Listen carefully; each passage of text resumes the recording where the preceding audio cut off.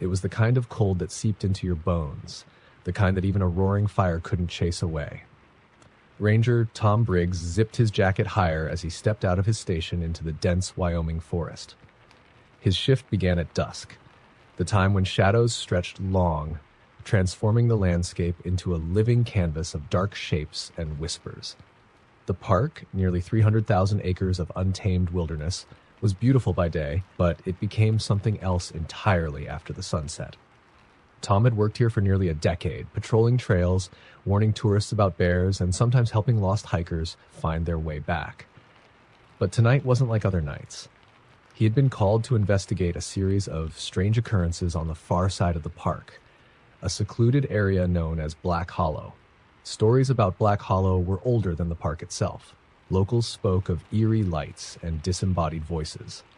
Tom dismissed such tales as folklore, the kind of campfire stories that fed on isolation and imagination. Until now. 2 campers had gone missing 3 days earlier. Their tent was found ripped to shreds, their belongings scattered as if by a storm. But the strangest part was what searchers discovered around the site, an unnerving ring of animal bones placed in a perfect circle. Some of the bones were old, yellowed with age. Others were fresh, as if something or someone had been adding to the collection. Tom made his way down the overgrown trail, flashlights slicing through the gloom.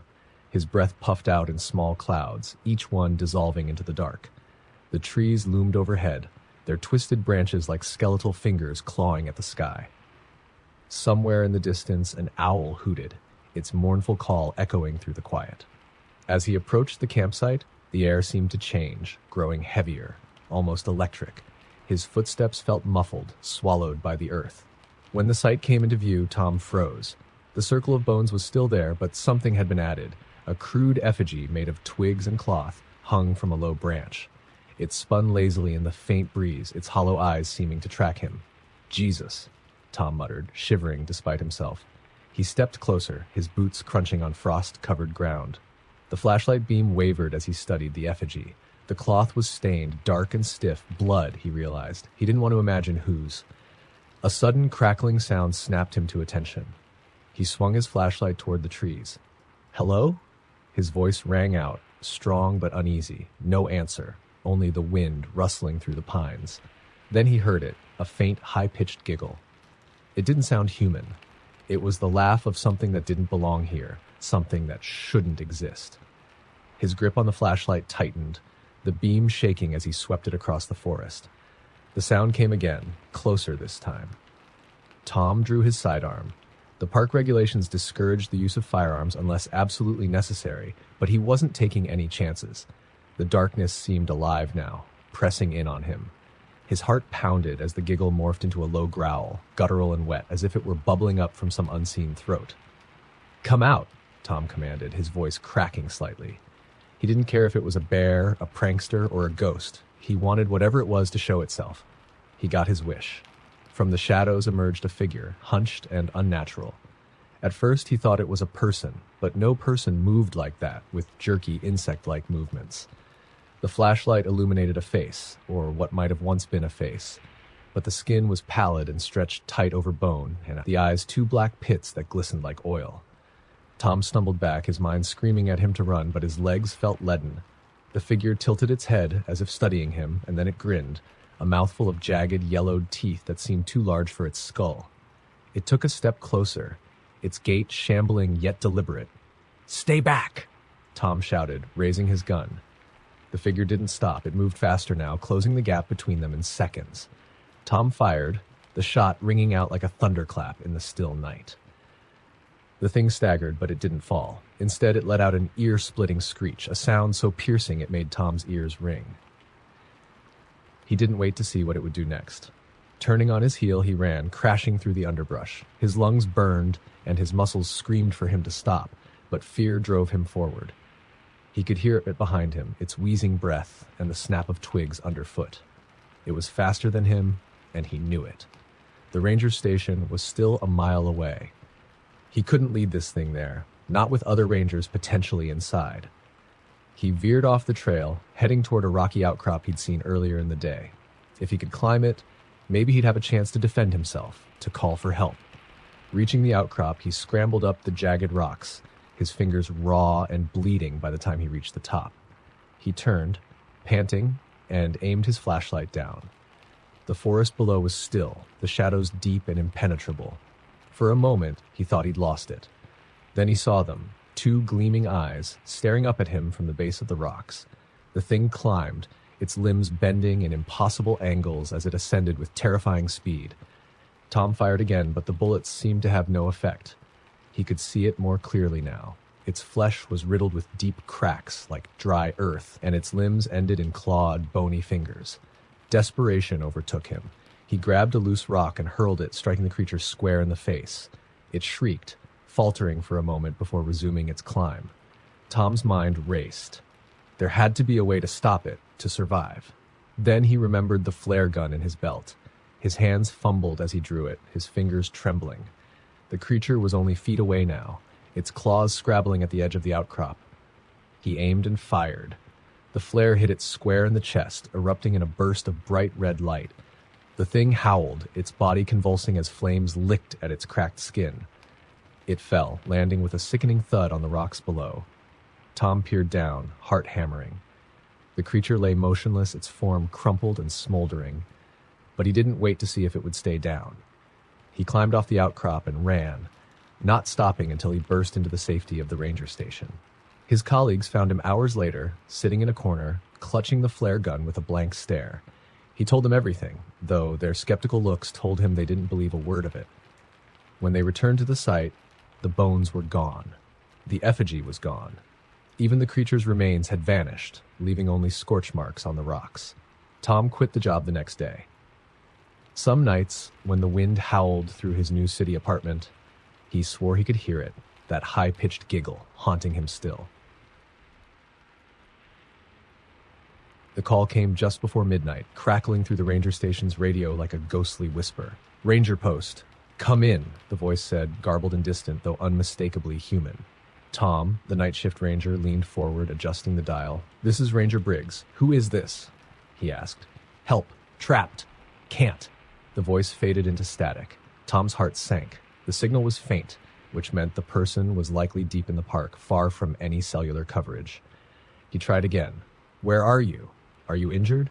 For a moment there was only static, then the voice returned, trembling, almost childlike. "Black Pines. Trail. It's watching me." The mention of Black Pines sent a shiver down Tom's spine. Black Pines was a desolate part of the park, an area he avoided even during the day. Overgrown, unmarked, and steeped in unsettling rumors, it was no place for anyone, especially after dark. Grabbing his gear, Tom set out. He carried a flashlight, a map, and his sidearm, but none of it felt sufficient. The air outside was crisp and biting, the full moon barely piercing the thick canopy above. As he walked, the forest seemed unnaturally still. No rustling leaves, no chirping crickets, just silence. The Black Pines Trail was more treacherous than Tom remembered. The ground was uneven, the dense undergrowth snagging at his boots. As he moved deeper, a sense of unease began to creep in, a primal instinct warning him to turn back. But the voice on the radio haunted him. Someone was out there, scared and alone. After nearly an hour of navigating the twisting paths, he reached a small clearing. His flashlight beam fell on a backpack, torn and lying half buried in the dirt. Nearby, the remains of a fire pit, cold and scattered, suggested someone had been camping. Tom knelt, inspecting the pack. Inside, he found a wallet with a driver's license. Peter Langford. Tom muttered. The missing hiker from 2 days ago. The radio crackled again. "It's close?" Peter's voice whimpered. "Please." Tom spun around, his flashlight cutting through the dark, but he saw nothing. He pressed the button on his handheld radio. "Peter, this is Ranger Briggs. I'm at your campsite. Where are you?" The response was a scream, raw, guttural, and agonizing. It wasn't a scream of pain, but of pure, unadulterated terror. Then silence. Tom's hands trembled as he scanned the trees. He strained to listen, but the forest remained eerily quiet. Then, faintly, he heard something, a low, rhythmic tapping. It was coming from deeper in the woods. He moved cautiously, following the sound. Each step felt heavier than the last, as if the forest itself wanted to hold him back. The tapping grew louder, more deliberate. It led him to a massive, gnarled tree, its roots clawing at the earth like a creature frozen in motion. Tom's flashlight caught something hanging from the branches. His stomach turned. It was Peter. or what was left of him. His body hung limp, suspended by vines that wrapped around his limbs like a grotesque marionette, his head lolled to the side, eyes wide open in a frozen mask of horror. Tom staggered back, bile rising in his throat. Then he heard it, a wet, clicking noise like teeth gnashing together. He turned the flashlight upward. It was there, a thing that defied logic or nature. Its body was impossibly thin, its skin a sickly gray that clung to its bones. Long, spindly arms ended in clawed fingers that twitched with unnatural precision. Its face, or lack thereof, was the most horrifying part. There were no eyes, only deep, hollow sockets that seemed to drink in the light. Its mouth stretched impossibly wide, revealing rows of jagged, needle-like teeth. The creature moved in jerky, insect-like motions, tilting its head as if studying him. Tom stumbled back, fumbling for his gun. The creature let out a sound, a high-pitched guttural croak that made his blood run cold. It dropped from the tree with an unsettling grace, landing inches from Peter's corpse. The vines holding the body snapped free, and Peter crumpled to the ground like a broken doll. Tom fired. The shot echoed through the forest, but the creature didn't flinch. It charged, its movements a horrifying blur. Tom turned and ran, adrenaline surging through him as the thing gave chase. The forest seemed endless, the trees closing in around him. He could hear it behind him, its claws scraping against bark, its guttural breaths growing louder. He didn't dare look back. In his panic, he tripped, tumbling down a slope and landing hard at the bottom. Pain shot through his ankle, but he forced himself to stand. The creature emerged at the top of the slope, silhouetted against the moonlight. For a moment, it just stood there, watching him. Then it began to descend, its movements deliberate and unrelenting. Tom's hand found his radio. "Mayday! I need backup!" "Black Pines Trail," he shouted. Static answered him. The creature was closer now, its hollow sockets fixed on him. Desperate, Tom reached for his flare gun. He aimed and fired, the flare streaking through the air and exploding in a shower of red light. The creature shrieked, its body contorting as if the light physically pained it. Tom didn't wait to see what would happen next. Limping, he pushed himself forward, following the faint glow of his flashlight. He didn't stop until he saw the ranger station's lights flickering through the trees. Bursting inside, he slammed the door and locked it, his chest heaving. He radioed for backup again, his voice shaking as he relayed what had happened. Hours passed before the first responders arrived. The search team found Peter's body the next day, but there was no sign of the creature. The area around the tree was scorched, as if something had burned it from the inside out. Tom tried to explain what he'd seen, but his colleagues dismissed it as trauma-induced hallucinations. He quit his job a week later, but he couldn't leave the memories behind. Every night he dreamt of the creature, its hollow eyes staring into his soul, and every night he woke to the same sound, the tapping, faint but unmistakable, as if it were coming from just outside his window. The small ranger station sat perched at the edge of Northwood National Forest, its windows glowing faintly in the foggy night. Ranger Claire Hammond had drawn the short straw and was on duty alone. It wasn't unusual. After years of working these remote shifts, she had learned to find solace in the solitude. But tonight felt different. The air was heavy, the kind of oppressive stillness that made your skin crawl. It started with a call just after 10 p.m. "Northwood Ranger Station, this is Claire. How can I help you?" she answered, her voice steady despite the unease gnawing at her. "Help me." The voice was barely audible, distorted and muffled by static. "Can you repeat that? Who is this?" she asked, leaning forward, adjusting the volume knob. "Lost. It's here." The voice cracked, and then a chilling whisper came through. "It's watching me." "Sir, stay calm. Can you tell me your location?" Claire grabbed her notepad, jotting down the few fragmented words she could make out. A burst of static cut through, followed by a high-pitched screech that made Claire yank the headset off. When she put it back to her ear, the line was dead. Claire's instincts screamed at her to stay put, but protocol demanded otherwise. If there was someone lost or in danger, she had to respond. She grabbed her flashlight, her sidearm, and the station's GPS tracker, then set out into the dark. The woods swallowed her immediately. Fog clung to the ground like a ghostly veil, distorting shapes and muffling sounds. Her flashlight barely penetrated the mist, the beam illuminating only the skeletal outlines of trees. She followed the faint signal from the tracker, which led her deeper into the forest, toward the old Firewatch Tower. The tower had been abandoned for years, its stairs rotting, its structure leaning precariously against time. The Park Service had planned to demolish it, but funding always fell short. Now it loomed ahead, its silhouette barely visible in the thick fog. As Claire approached, she noticed something strange.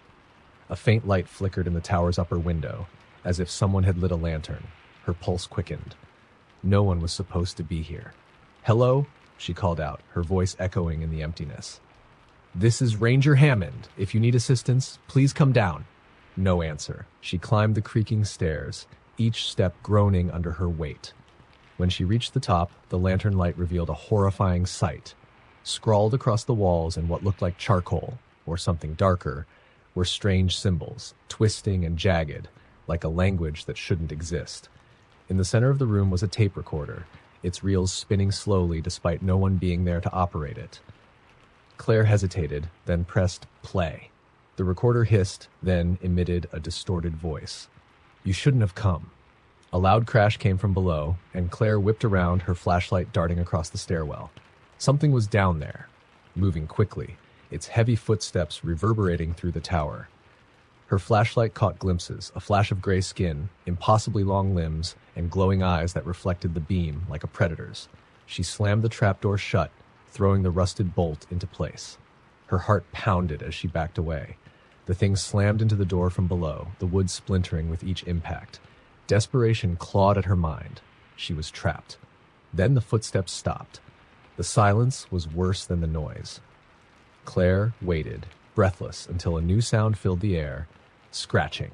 It was coming from the walls, from the ceiling, from everywhere at once. The symbols on the walls seemed to shimmer as though they were alive. Claire aimed her gun at the trapdoor, her hands shaking. "I'm armed," she shouted. "Stay back!" The scratching stopped, replaced by a voice. Her voice. "Claire," it whispered, soft and mocking. "Why are you so scared?" Her blood ran cold. The voice was unmistakably her own, but warped, stretched into something unnatural. The trapdoor exploded open, and the creature lunged into the room. Claire fired, the muzzle flash illuminating a nightmare. A gaunt, skeletal figure with hollow eyes that burned like embers. Its mouth was too wide, filled with jagged teeth that clacked together as it moved. The bullets hit it, but it barely flinched. Instead, it cocked its head, as if amused, before advancing on her with jerky, insect-like movements. Claire backed against the wall, her mind racing. Her flashlight caught the symbols again, and she noticed something she hadn't before. A crude drawing in the center of the room. It was a circle surrounded by those same symbols, but this one was smeared in something dark and wet. The creature paused, its head snapping toward the circle. It let out a guttural growl, its movements becoming frantic. Claire didn't hesitate. She dove for the circle, dragging her knife across her palm and letting her blood drip onto the symbols. The room erupted in light, blinding and searing. The creature screamed, its voice shattering the air. The walls trembled as the symbols burned brighter, consuming the thing in a vortex of heat and sound.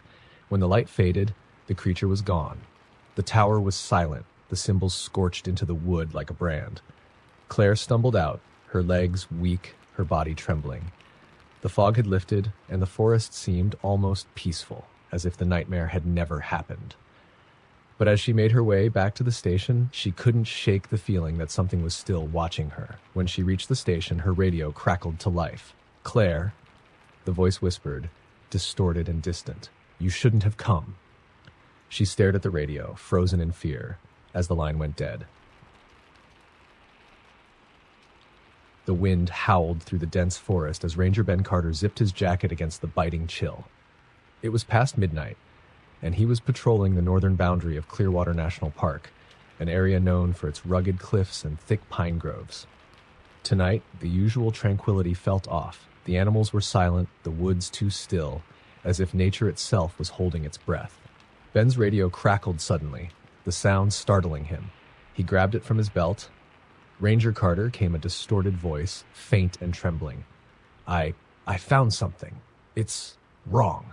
At the old cabin. Please." The voice cut out, leaving only static. Ben frowned. The old cabin was off limits, abandoned decades ago and forgotten by most visitors. Park staff didn't talk about it much, though rumors swirled. Some said it was cursed. Others whispered about a family that had disappeared there in the 1930s, their bodies never found. Ben didn't believe in ghost stories, but something about that place unsettled him. Still, it was his job to investigate. Gripping his flashlight, Ben followed the overgrown path to the cabin, his boots crunching against the frosted ground. As he walked, the trees seemed to close in, their twisted branches clawing at the sky. The air grew colder, his breath fogging in front of him. When the cabin came into view, a sense of dread settled over him.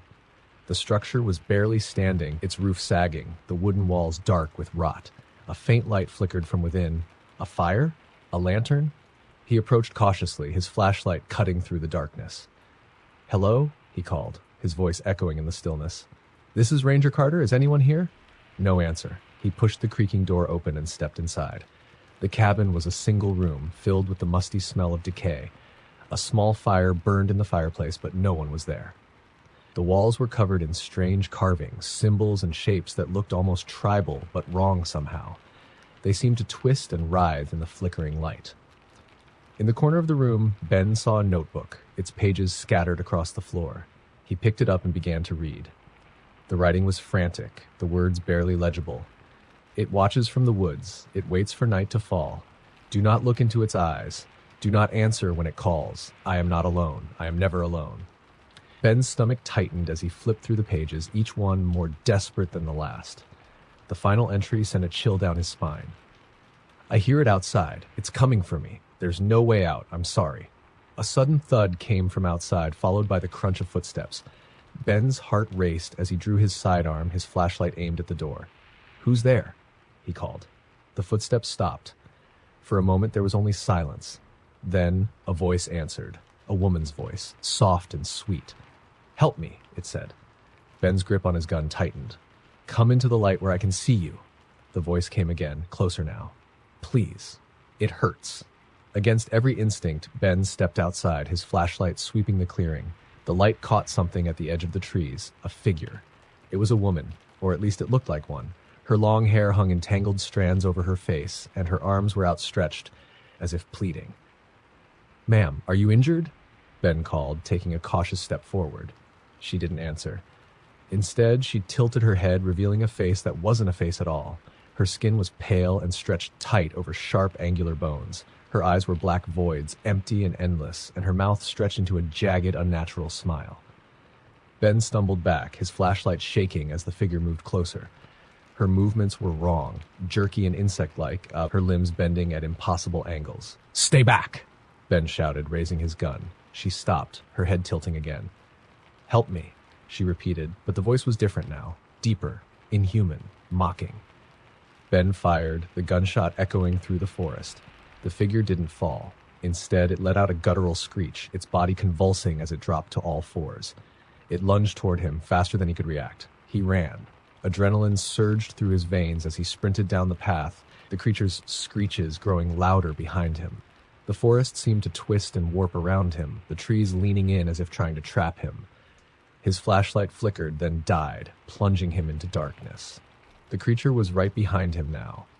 He could hear its claws scraping against the ground, its guttural breaths like a predator savoring its prey. Desperate, Ben veered off the path, crashing through the underbrush until he reached a rocky outcrop. There, he found an old trapdoor, half buried in the dirt. He yanked it open and climbed inside, slamming it shut behind him. He fumbled for his lighter, the tiny flame casting just enough light to reveal where he was. A root cellar, long abandoned. The air was damp and heavy, and the walls were lined with jars of something unidentifiable, their contents blackened with age. Ben pressed himself against the wall, his breathing ragged. Above, he could hear the creature scratching at the trapdoor, its guttural croaks reverberating through the small space. Then, the sounds stopped. Silence. Ben waited, every muscle in his body tense. Minutes passed, or was it hours? He couldn't tell. Finally, he dared to climb out. The forest was eerily quiet, the cabin just visible in the distance. He started back toward the ranger station, his every step careful and deliberate. When he reached the station, the lights were off. He unlocked the door and stepped inside, flipping the switch. The bulbs flickered weakly before the room was bathed in light. Relief washed over him, but it was short-lived. His radio crackled and a voice came through. "Ranger Carter," it whispered. "It's watching you." The lights went out. The fog was unusually thick that night, curling around the ranger station like a living thing. Ranger Jill Parsons sipped her coffee, her eyes flicking to the monitors displaying live feeds from the forest's scattered trail cams. Most of the screens showed the usual, swaying trees, empty paths, and the occasional deer. But one camera, Camera 9, located deep in the forest near Whispering Hollow, was black. Jill frowned and tapped the monitor. Nothing. Camera 9 had been malfunctioning for weeks, but something about the timing gnawed at her nerves. She checked the logbook. No maintenance was scheduled, and no rangers were assigned to that sector tonight. Her radio crackled. "Ranger Station, this is Parker," came the voice of a hiker who'd been camping out in the Park Snark's northern section. "I need help." Jill grabbed the radio. "Parker, this is Ranger Parsons. What's your location?" The voice hesitated, trembling. "I think I'm near Whispering Hollow. Something's wrong out here." The name sent a chill down her spine. Whispering Hollow was an infamous spot, avoided even by seasoned rangers. Tales of strange sounds, vanishing hikers, and bizarre sightings dated back decades. Jill leaned closer to the radio. "Stay put. I'm on my way." The trek to Whispering Hollow was suffocating. The fog was so dense that her flashlight barely penetrated a few feet ahead. Every rustle in the trees made Jill stop, heart pounding. As she approached the area, she called out, "Parker, can you hear me?" No answer. She pressed on, her boots crunching on the frost-covered ground. Then she found it, a tent, shredded to ribbons, its fabric flapping in the cold breeze. Blood smeared the ground in jagged streaks leading deeper into the forest. "Parker!" she yelled, her voice echoing eerily. Ahead, she saw movement. A figure stumbled into view, half hidden by the fog. It was Parker, his face pale and his clothes torn. He looked at her with wide, terrified eyes. "Run!" he whispered. Before Jill could respond, he collapsed. She rushed to him, shaking his shoulders. His body was ice cold, his breath shallow. "What happened?" she demanded. "It followed me," he gasped. "I saw it." "I saw." His eyes rolled back and he went still. Jill felt something, a presence. It wasn't the wind or the forest's natural sounds. This was different, heavy, oppressive, as if the air itself was alive. A faint clicking sound broke the silence coming from the trees behind her. She stood, flashlight trembling in her hands, and pointed it toward the noise. At first, there was nothing, just mist and shadows. Then she saw it. A figure emerged from the fog, tall and gaunt. Its body was impossibly thin, its limbs elongated and twisted. Its skin was pale, almost translucent, and its head was wrong. The face was featureless, except for a wide, lipless mouth filled with rows of jagged teeth. The creature didn't move like an animal or a person. It jerked forward in unnatural spasms, each step accompanied by a clicking sound as its joints snapped into place. Jill stumbled backward, her hand instinctively reaching for her radio. "Emergency backup! Whispering Hollow! Something's out here!" The creature's head tilted as if it understood her words. Then it let out a sound, a horrible, guttural wail that echoed through the forest. Jill turned and ran. She darted through the trees, her flashlight bobbing wildly. Behind her, the creature's screeching grew louder, closer. She tripped on a root, falling hard onto the frozen ground. Pain shot through her ankle, but she forced herself up and limped forward. The forest seemed to warp around her. The trees twisted unnaturally, their branches reaching down like claws. The fog thickened, and the trail disappeared beneath her feet. It was as if the forest itself was trapping her. Jill spotted a clearing up ahead, a patch of open ground bathed in weak moonlight. She pushed herself toward it, her lungs burning. When she reached the center of the clearing, she stopped, gasping for breath. The creature stepped into the clearing, its movements deliberate and unnervingly calm. It stood at the edge of the moonlight, staring at her with its empty face. Then it spoke, not in words, but in sounds. Voices. Dozens of them, overlapping and chaotic, as if every person who had ever disappeared in the forest was speaking at once. "Stay! Stay! Stay!" Jill screamed and aimed her flashlight directly at the creature. For a moment, it recoiled, the light seeming to hurt it. She used the distraction to pull her sidearm and fire. The shots rang out, but the creature didn't bleed. Instead, it twisted its body unnaturally, the bullets passing through it as if it were made of smoke. Then it lunged. Jill's scream echoed through the forest as she fought to escape its grasp. The creature's touch was icy, its claws digging into her arm. She grabbed her flashlight and smashed it against its face. The creature shrieked, retreating just enough for her to break free. She ran blindly, adrenaline fueling her, despite the searing pain in her ankle. She didn't know where she was going, only that she had to get away. Finally, she saw it, the ranger station's lights, faint but welcoming through the fog. She burst through the door, slamming it shut behind her. Grabbing the heavy desk, she pushed it against the door and collapsed to the floor. Her radio crackled to life. "Ranger Parsons, come in," a calm voice said. She grabbed the radio. "This is Parsons. I need immediate backup. There's something." Her voice caught in her throat. The voice on the other end wasn't her supervisor, it was her own. "Stay, stay, stay." The radio fell silent. Then the clicking started outside the door. Ranger Ethan Mills hated the south trails of Black Hollow Forest. The area was dense with trees that twisted unnaturally, their branches gnarled like skeletal fingers reaching for the sky. Even during the day, the place felt wrong, silent, as if no bird or animal dared to make a sound. Tonight, he was patrolling it alone. The air was cold and still, his breath fogging as he walked the trail.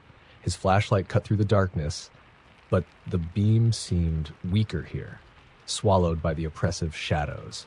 The south trails were rarely used by hikers, yet reports of strange lights had been coming in all week. Ethan's radio crackled. "Mills, you there?" came the voice of his fellow ranger, Tim. "Yeah, I'm here, just reaching the south trails. What's up?" Tim's voice was hesitant. "Got a weird call earlier. Some camper claimed they saw someone out there." Ethan frowned. "Someone?" "Yeah, said they were tall, pale, just standing in the woods, staring." Ethan rolled his eyes. "Probably just some drunk trying to freak us out. I'll check it out." "Be careful," Tim said, then signed off. Ethan adjusted his flashlight and pressed on. The trail wound deeper into the forest, the trees pressing closer, their branches tangling above him to block out the moonlight. The silence was unnerving. No insects, no rustling leaves, just the sound of his boots on the dirt path. Then he saw it, a faint light flickering through the trees like a lantern swaying in the breeze. Ethan stepped off the trail, moving toward the light. "Hello? This is Ranger Mills. Is someone out there?" His voice seemed swallowed by the forest. The light didn't respond. It danced deeper into the woods, just out of reach. "Hey!" he called again, pushing forward. The underbrush snagged at his legs, and the trees grew denser, but the light remained just ahead. It seemed to move deliberately, luring him deeper. Ethan stopped, his instincts screaming at him to turn back. But then he heard it, a faint whisper, carried on the wind. "Help, me." His grip tightened on his flashlight. "Who's there? Are you hurt?" No answer, just the whisper again, more urgent this time. "Help, me." He followed the light until it led him to a small clearing. In the center stood an old well, its stones covered in moss. The light hovered above it, flickering erratically, and the whispers grew louder, echoing all around him. Ethan approached the well cautiously, his flashlight aimed at the opening. It was deep, the darkness inside seeming to stretch forever. He shined the light down but couldn't see the bottom. "Hello," he called, his voice bouncing back at him in distorted echoes. "If you're down there, I'll call for help." The whispers stopped. For a moment, the forest was dead silent. Then a new sound emerged, scratching, faint but deliberate, coming from deep within the well.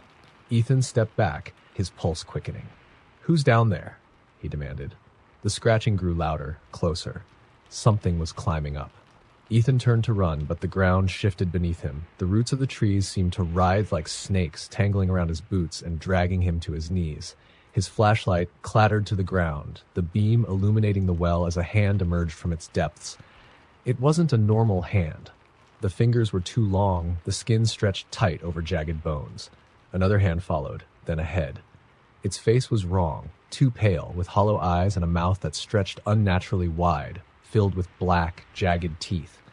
The creature pulled itself free from the well, its movements jerky and unnatural.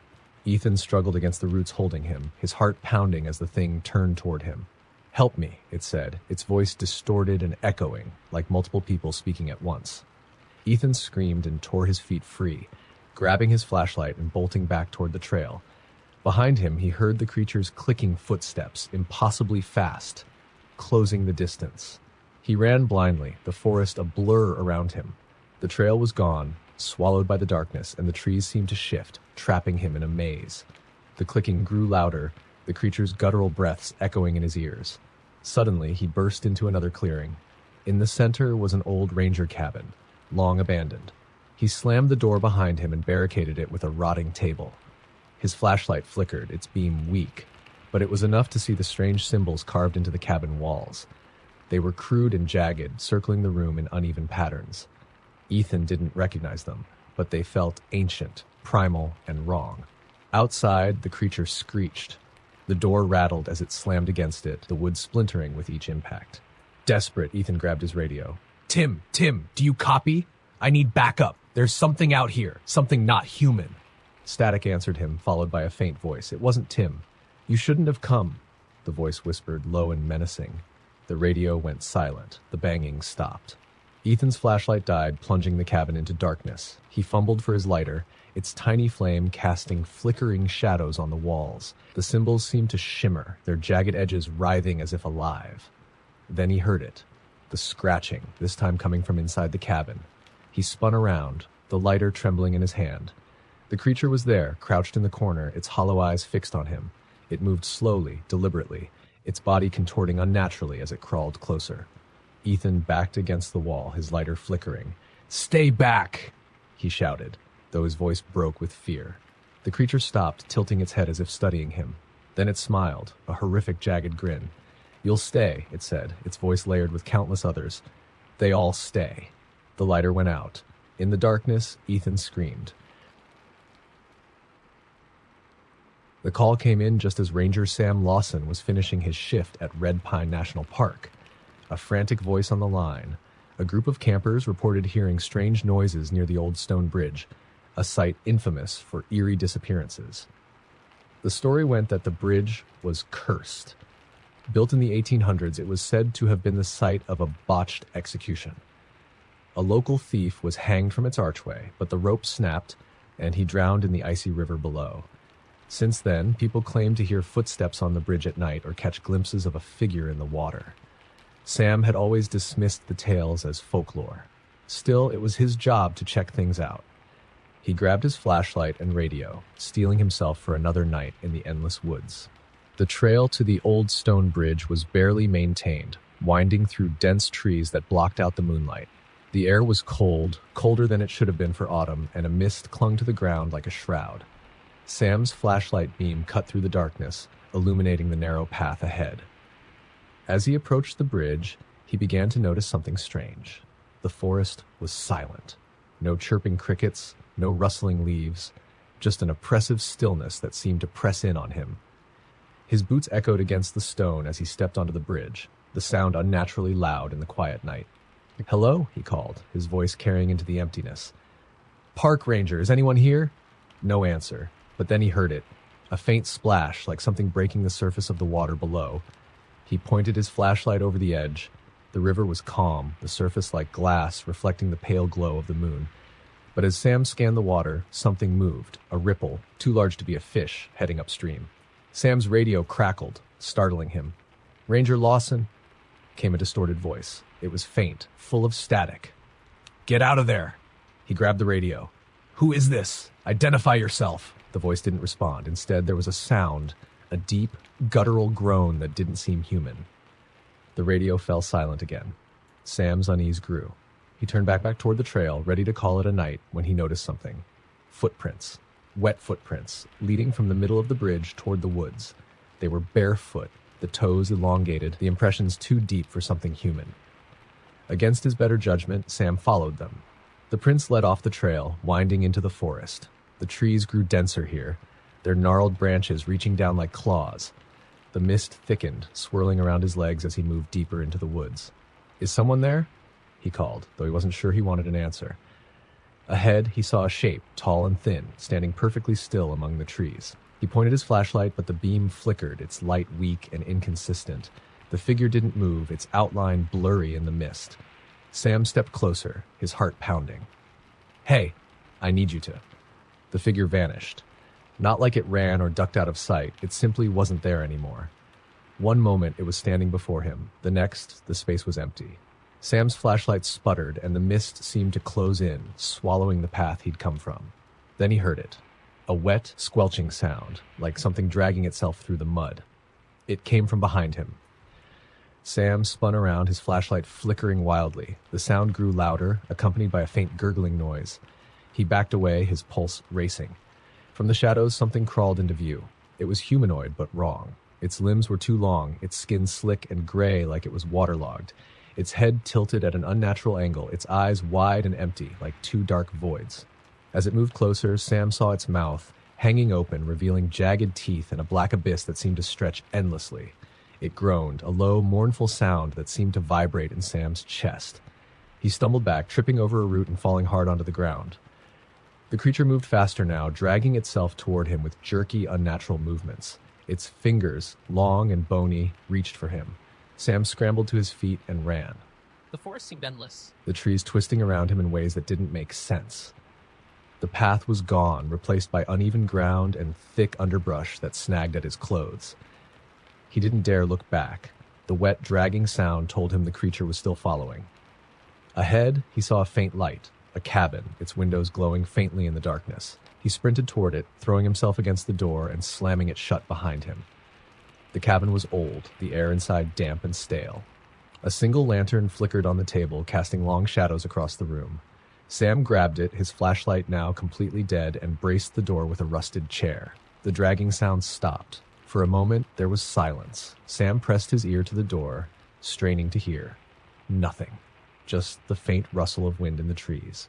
He exhaled shakily, his muscles tense. Then the lantern flickered. The shadows in the room shifted, elongating, twisting.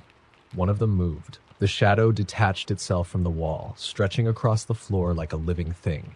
It rose, forming a humanoid shape, tall and thin. Its featureless head turned toward Sam, and though it had no eyes, he felt its gaze pierce him. The door creaked. Sam turned just as it burst open, the creature from the woods crawling inside. Its movements were more frenzied now, its jagged teeth bared as it lunged for him. He threw the lantern, the glass shattering as flames erupted. The creature screeched, its body writhing as the fire consumed it. The shadow figure recoiled, blending back into the walls. Sam didn't wait to see what happened next. He ran out into the night, the forest no longer silent. The trees groaned, the wind howled, and the dragging sound followed him, relentless. When he finally reached the ranger station, he collapsed, gasping for air. The other rangers found him hours later, babbling about shadows and a creature in the woods. They didn't believe him, no one ever did, but Sam knew the truth. And as he sat alone that night, staring out into the dark forest, he heard it again. The dragging, coming closer. The park's north ridge, known as Devil's Spire, was a place that Ranger Allison Hughes tried to avoid. The stories tied to it, phantom fires, eerie wails, hikers disappearing without a trace, were enough to give her the creeps, even though she told herself they were just tall tales. Still, when the station received a call about strange lights spotted in that area, she had no choice but to investigate. The night was bitterly cold, the wind cutting through the trees with a low, mournful howl. As Allison parked her truck at the base of the ridge, the engine sputtered unnaturally before falling silent, almost as if the forest itself had sucked the life out of it. She grabbed her flashlight and gear, trying to shake off the feeling of being watched.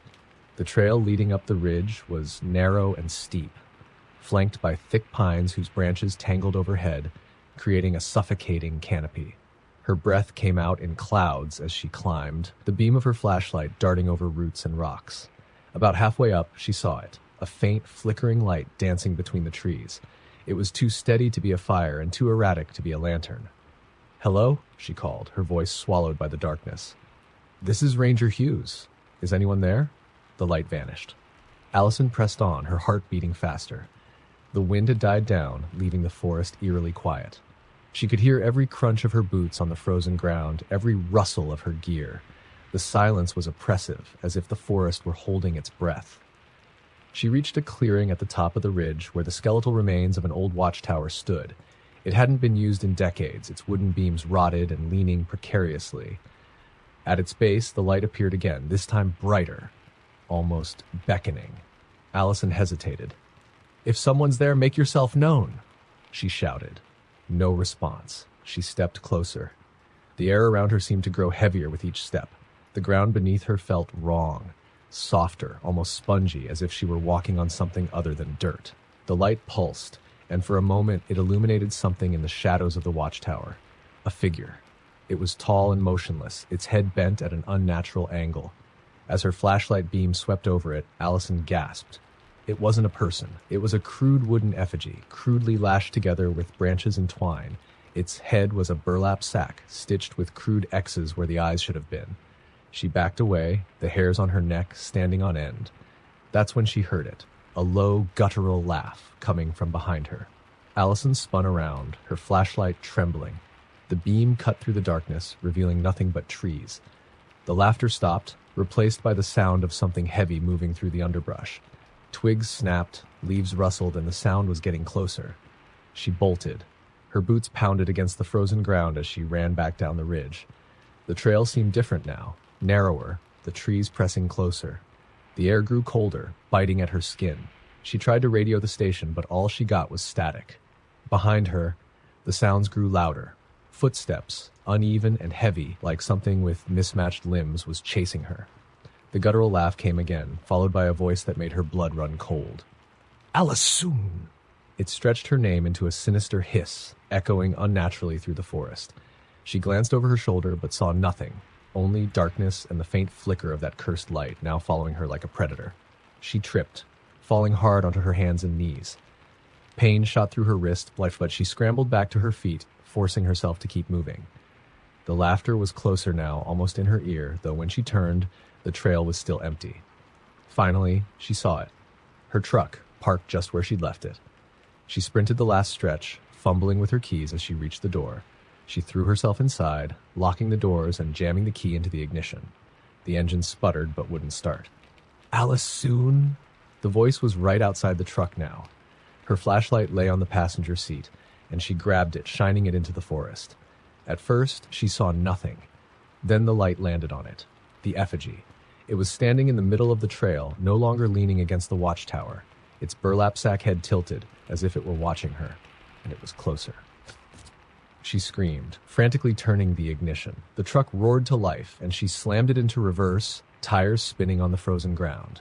The effigy didn't move, but its shadow stretched unnaturally, reaching for the truck like it had a life of its own. Allison didn't care where she was going, as long as it was away from that ridge. She backed down the narrow trail, the truck bouncing and scraping against rocks and roots.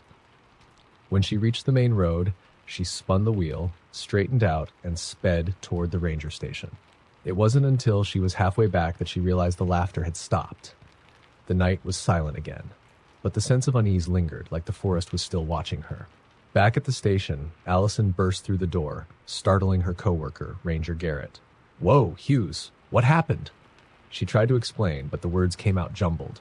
She told him about the effigy, the laughter, the voice, but Garrett just stared at her, his expression unreadable. Finally, he said, "You know what they say about Devil's Spire, right?" "I don't care about the stupid stories," she snapped. "Something was there," he sighed, pulling out a worn book from a desk drawer. It was a collection of local legends. He flipped to a page marked with a folded corner and handed it to her. The legend of Devil's Spire, a place cursed by the spirit of a woodsman who had been wrongfully executed. They said he took revenge by creating effigies to trap the souls of anyone who dared disturb him. At the bottom of the page was an old photograph of a ranger standing beside a wooden effigy. It looked exactly like the one Allison had seen. The caption beneath it read, "Last known photo of Ranger Mark Ellis, 1962. Disappeared near Devil's Spire. Never found." Ranger Tom Grayson had worked at Hollow Bend National Park for over a decade. He thought he'd seen it all. Lost hikers, wild animal encounters, even the occasional vandal messing around in the woods. But the North Basin, known to locals as the Whispering Woods, was different. Something about that area made him uneasy. Tonight, he'd be forced to confront the reason why. A distress call had come in just before sundown. A young couple camping in the area claimed they'd heard voices outside their tent. When they peeked out, they saw no one, but the whispers continued, circling them all night. Then their fire mysteriously went out. Panicked, they abandoned their campsite and ran to the nearest ranger station. Tom was dispatched to check it out. The trail to the North Basin was overgrown, winding through ancient trees that seemed to huddle together, blocking out the last light of day. Tom's flashlight cut through the gathering gloom, but the further he ventured, the more the beam seemed to dim, as if the darkness were swallowing it. As he approached the abandoned campsite, he noticed something strange. The air felt heavy, almost oppressive, and the usual forest sounds, chirping crickets, rustling leaves, were absent. Instead, there was only silence. The campsite was a mess. The tent was still there, half collapsed, with scattered belongings strewn across the clearing. The fire pit was cold, as though it hadn't been lit in days, despite the couple's claims. Tom crouched near the pit, examining the ground. That's when he heard it. A whisper. Faint and indistinct, like someone speaking just out of earshot. He froze, shining his flashlight around the clearing. Hello? Is someone there? No response. But the whispering continued, coming from deeper in the woods. Tom straightened, his hand instinctively moving to his sidearm. The whispering grew louder as he moved toward it, though he still couldn't make out the words.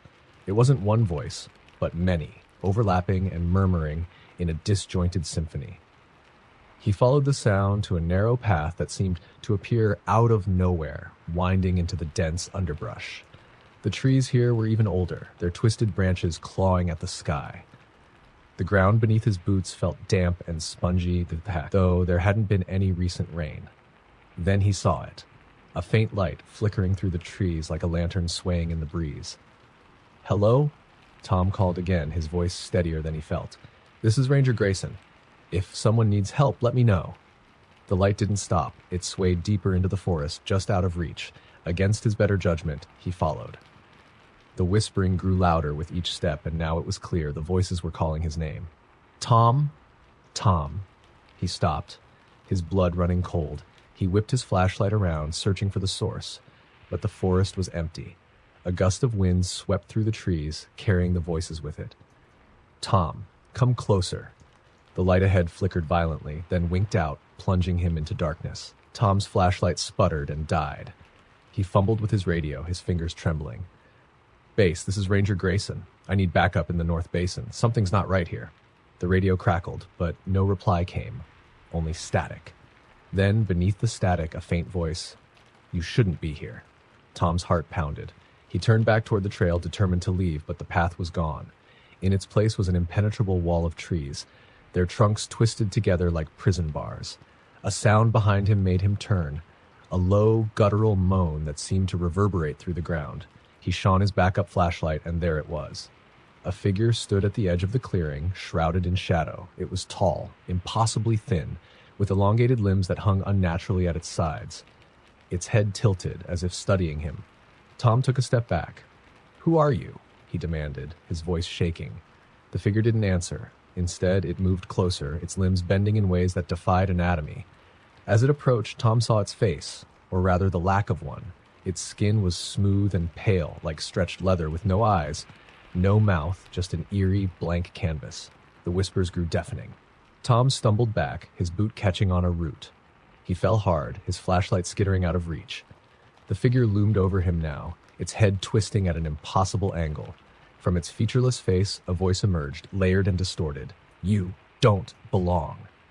Tom scrambled to his feet, adrenaline surging. He bolted through the woods, not caring which direction he went, as long as it was away. The whispers followed, seeming to come from everywhere at once, urging him to stop, to turn around. Tom, stay. He didn't stop. He couldn't. The forest felt alive, the trees shifting and twisting, their branches reaching for him like skeletal hands. The ground beneath him seemed to move, the roots writhing like serpents. He tripped again, falling into a shallow ditch. As he struggled to climb out, he saw them. Figures, dozens of them, standing silently in the woods. They were identical to the first, tall, gaunt, featureless. Their heads tilted in unison, as if watching him with unseen eyes. One by one, they raised their arms, pointing toward the center of the forest, toward him. Tom clawed his way out of the ditch and kept running. The forest began to thin, and in the distance he saw the faint glow of his truck's headlights. Relief surged through him as he reached the vehicle, throwing open the door and starting the engine. The headlights illuminated the trees ahead. For a moment, he thought he was safe. Then he saw them. The figures lined the edge of the forest, standing motionless, their blank faces turned toward him. Tom didn't wait. He hit the gas, speeding down the dirt road, the whispering finally fading as the trees fell behind him. When he reached the ranger station, Tom burst inside, pale and shaking. His colleagues stared as he tried to explain, but the words came out disjointed. He sounded like a madman. The next day, a team was sent to investigate the North Basin. They found the campsite, still abandoned. Beyond that, nothing unusual. No figures, no strange lights, but Tom knew what he'd seen. That night, as he sat alone in his cabin, he heard it again. The whispers. Tom, come back.